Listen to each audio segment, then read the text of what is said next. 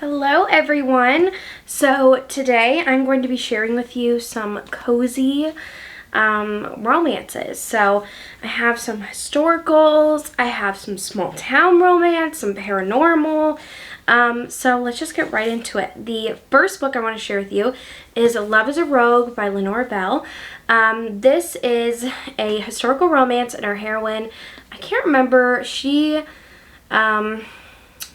oh yes, she is writing a dictionary, and she basically is spying on this guy who is like a construction worker next door to her, and she almost like falls out of the window staring at him, and he is very sure of himself and really likes her, and somebody is trying to take over her like shop, I think, and she is trying to get him to help her and kind of like revive her shop. But it's really good because she like owned this bookshop, she inherited it, and he's like helping her renovate it, and it's just so cute.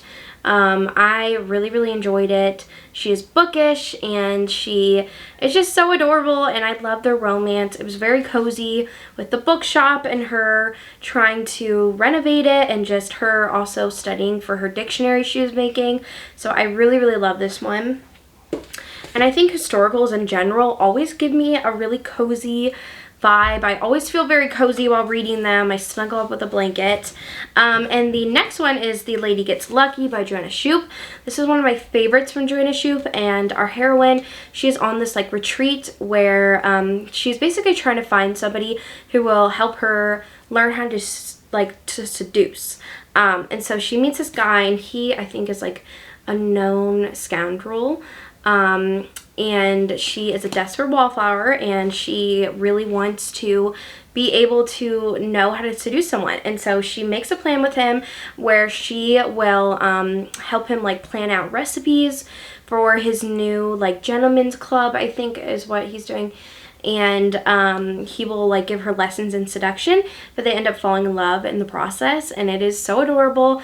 I loved seeing her in the kitchen and like making all these meals. This is in the Gilded Age, which is in New York, and it was so good. I just love this book so much, and I love Joanna Shupe's writing, and it was just such a fun read. And he was like, she's so innocent and I don't want to corrupt her, but she's asking me to be with her, and it's so good. I love this one.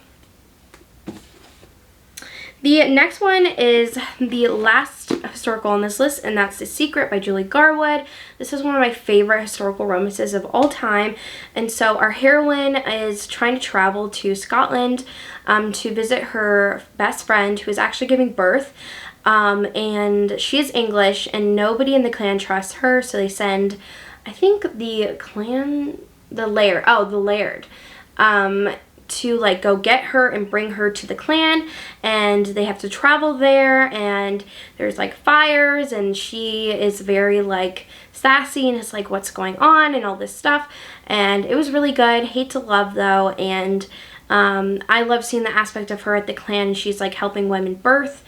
She's also, I think she is like a doula, or she is just helping. She knows a lot about birth, and so she, in like preparation for helping her best friend, because she was like, I need to be there for your first child's birth. So she goes, and it's kind of hate to love between her and the hero, but it's very good. I really enjoyed it. I remember reading this and just like having so much fun with every second of it.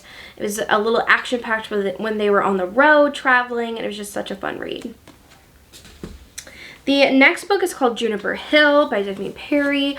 I love this book. It was so much fun. So our heroine, she has, I think, a very young baby, maybe like 2 months old, and she's basically cut off from her family because she won't tell them who the father is of her child. And so she moves to this small town, and she's staying with this guy, but staying like in his like apartment over his garage, and the guy is our hero, and he is the chef of like this inn in the town, and it's very like grumpy. He's very grumpy, and she has like a crying baby every night, and she feels like she's annoying him.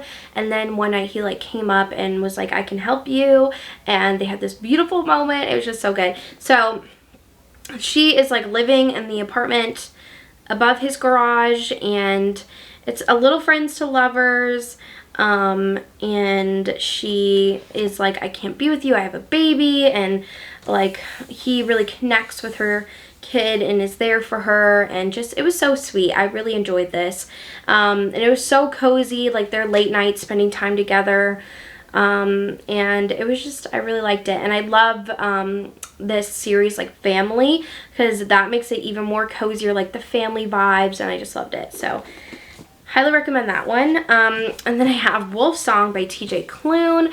I just absolutely adore this book. It is just so amazing. Our hero, one of our heroes, his name is Ox, and he's just grown up as being thought as this dumb, stupid guy. His dad was very abusive towards him, and well, I think it was more emotional abuse, and would be like, you're stupid, all you're gonna be is this dumb big guy.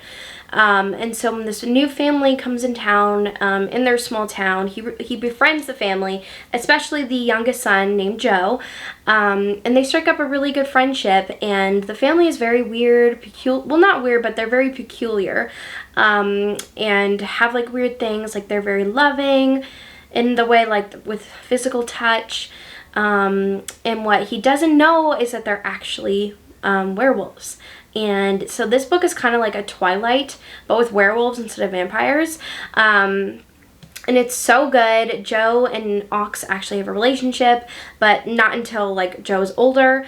And there's just like a series of events that sets off a chain of serious events that happens in this book, and it's insane. So many twists, and it's very like found family vibes. Ox feels like he's never really had a true family besides his mom, and I just really love this book, and I love the emotions. Even if it's sad and dreary, you're just gonna love it, and it's very picturesque, it's very emotional. There is death in this book, and it's very triggering for the whole family, and Joe actually ends up leaving Ox, and all this stuff happens, and like he's very mad at Joe, Ox is, and they have to like reconcile, and it's very angsty, and I just love this book. It is so good. And then the last book I want to share with you is Credence by Penelope Douglas. This is a very popular book, but I feel like it's very cozy for winter and fall. So our heroine, she lost her parents to suicide, and now she's kind of like on her own, and she doesn't know what to do. And so she gets a call from her distant uncle, and he's like, well, you can come stay with me and my sons in like the mountains of Colorado. And she's like, okay. So she goes, and she realizes that this might have been a mistake. The sons are very different from where she grew up. She grew up in like LA, California, and she's like, well, how am I gonna stay here? She's grieving, she just doesn't know what to do, and I just love this book, and I love seeing her grieving process, and also just seeing her connect with each of them. And so this book is kind of like a mountain man book, and it's a why choose. So she gets kind of, or reverse harem, she gets kind of with all of them, and it's very good. And at one point they're all like stuck in for winter, and they're like, well, nobody's gonna find out like if we do stuff, and I'm like, oh my gosh. So this one is so good. There's lots of twists and turns. It's very like cinematic and descriptive, and I loved it. But that is it for this video. I hope you enjoyed me talking about my cozy reads that I like to read, and I will see you guys soon.